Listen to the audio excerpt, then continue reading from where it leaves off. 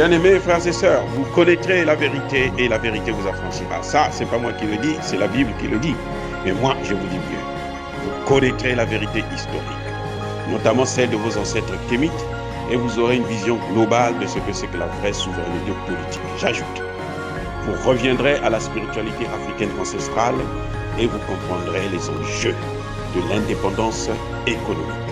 Et pour terminer, vous accepterez votre identité culturelle kémite et vous obtiendrez deux choses. La première, c'est la paix.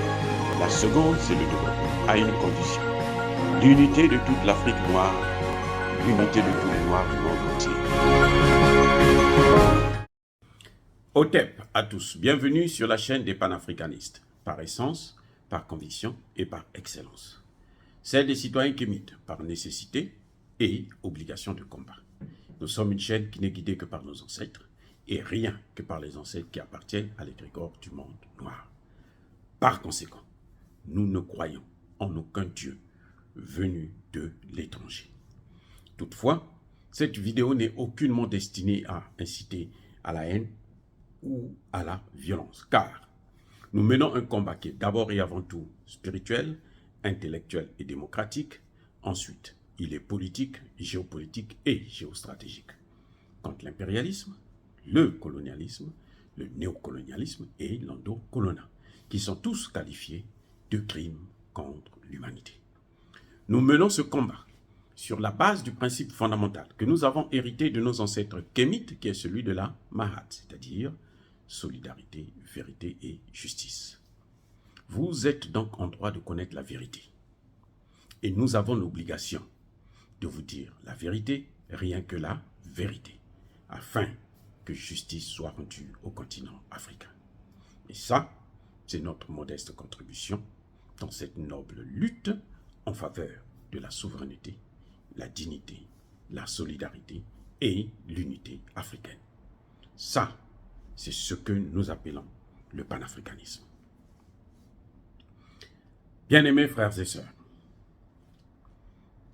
le premier ministre burkinabé, Apollinaire, Kielem, de Tambela, est maintenant clair. Maintenant, nous attendons le résultat. De toutes les façons, il n'a pas le choix. Vous avez vu, non? Les Américains ont sanctionné. Ils ne rentrent pas dans l'AGOA. On les a sortis de l'AGOA. Ils ne viennent pas aux États-Unis. Interdit de séjour. Voilà ce que ça fait. Donc, quand les États-Unis ont dit comme ça, l'Union européenne a la même position. Et s'il s'aventure vers l'Union européenne, il va payer le prix. Il est obligé de mener la lutte contre le terrorisme avec d'autres partenaires, des partenaires les plus sérieux, c'est-à-dire la Russie. Il est allé en Russie, nous avons acclamé, nous avons applaudi. Il a accordé l'interview à la chaîne russe, je crois, Russia Today, et il a été clair. Il a dit, je suis venu pour renforcer la coopération, non seulement militaire d'abord.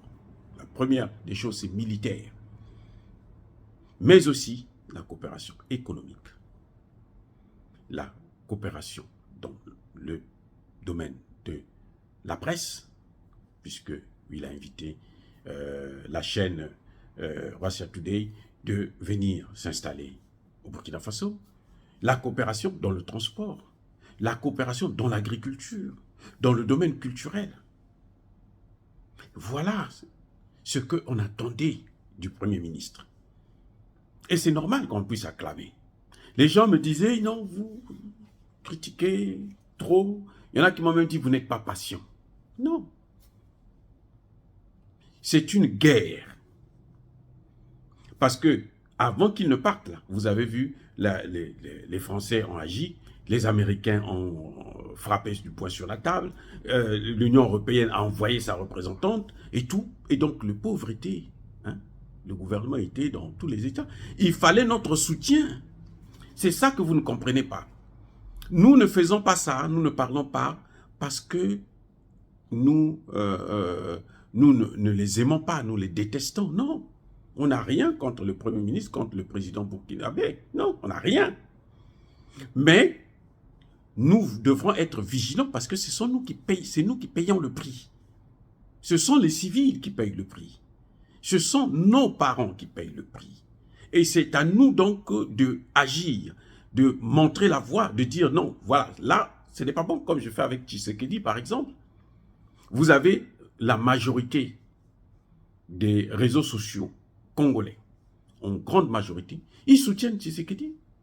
Ils vous disent tout simplement que non, bon, la France a condamné, l'Allemagne a condamné, les États-Unis ont condamné, donc c'est bon, le Rwanda est sous pression. Quelle pression? Le Rwanda s'en fiche, est perdu. Oh, quelle pression? Alors que quand c'est pour l'Ukraine, on ne condamne pas, on pose des actes. L'Ukraine a reçu près de 80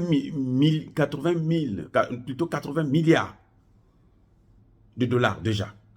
Là, les États-Unis ont promis encore aujourd'hui, là, 45 milliards. Et le Congo a reçu combien? Le Congo est même sous embargo.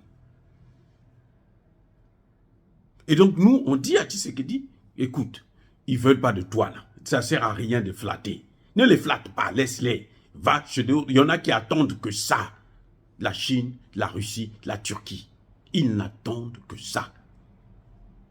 Même la Corée du Nord peut vous équiper. Ils n'attendent que ça. C'est tout ce qu'ils attendent. Vas-y, tu verras quelle sera leur réaction. Tu verras que ce sont eux maintenant qui vont courir après toi et qui vont te dire non, ah, écoute, on s'était trompé. Et c'est ce que le Burkina Faso est en train de faire. Comment se fait-il que le Burkina Faso n'avait encore pas pris des contacts avec la Russie? Ils avaient pris des contacts avec les États-Unis, avec l'Union européenne, avec la France. Et vous les sanctionnez déjà quand même. C'est quoi? C'est ça, c'est se moquer des gens? C'est quoi? C'est se moquer des gens? Ils ont changé. On va interdire au Burkina Faso de parler avec le Mali. Ce sont deux voisins. Pourquoi vous voulez? Comment vous pouvez interdire au Burkina Faso les Burkinabés et les Maliens là?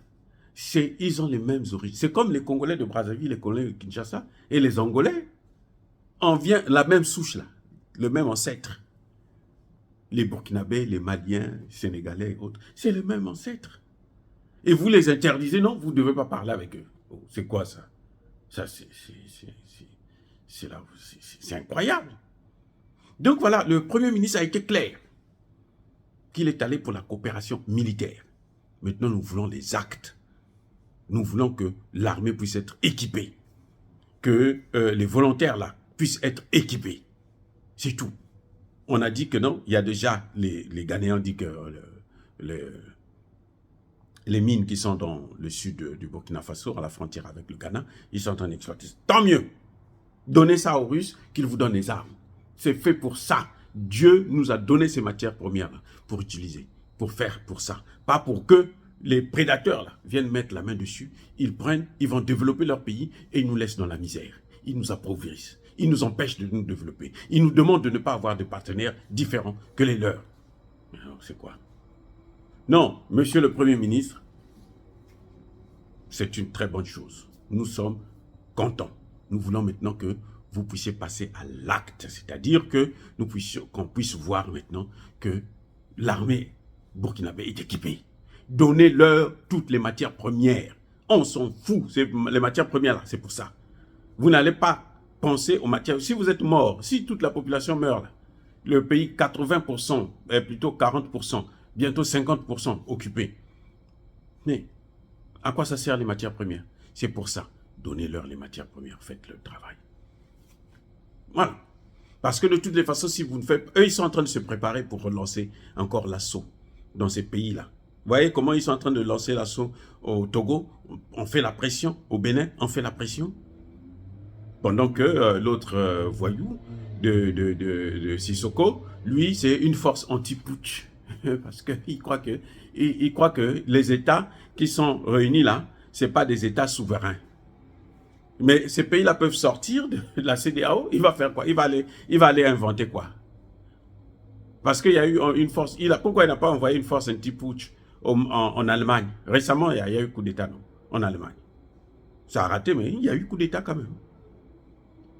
Bref, monsieur le Premier ministre, n'ayez pas peur. Ce que vous avez fait là, c'est ce qu'il faut faire. Et vous êtes sur le droit chemin. Continuez dans cette lancée. Faites-nous venir les armes, faites-nous venir tous les gens qui peuvent nous aider à nous débarrasser des terroristes. On s'en fiche de ce que les autres vont dire. On s'en fiche de leurs droits de l'homme. Voilà, c'est clair. Nous, ce que nous voulons, c'est de se débarrasser du terrorisme. Ils ont eu plus de 200 ans. Vous comprenez? Depuis la colonisation et puis les indépendances et le néocolonialisme, là, ils ont eu tout ce temps-là. On ne parle pas de l'esclavage. Ils ont tout ce temps pour faire créer des armées en Afrique, pour nous doter des armées bien équipées. Ils ne l'ont pas fait. Ce n'est pas maintenant qu'ils vont le faire. La folie, c'est de faire les mêmes choses et penser qu'on aura un autre résultat. À bon entendeur. Salut.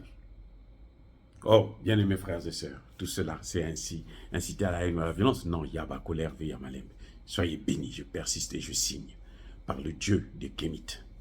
Et que tous ceux qui persécutent le Burkina Faso, tous ceux qui le déstabilisent, tous ceux qui pillent ces matières premières, puissent être foudroyés, écrasés, punis, maudits par le Dieu des Kémites et par nos ancêtres angélisés. J'ai dit et j'assume.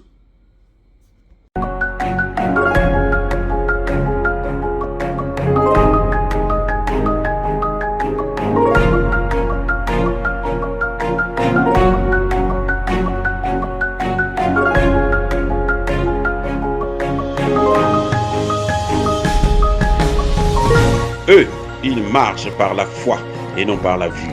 Mais moi, je vous conseille vivement de marcher par la connaissance scientifique et historique, notamment celle de nos ancêtres kémites, par les 5 sens et par l'intelligence. À vous, Apia.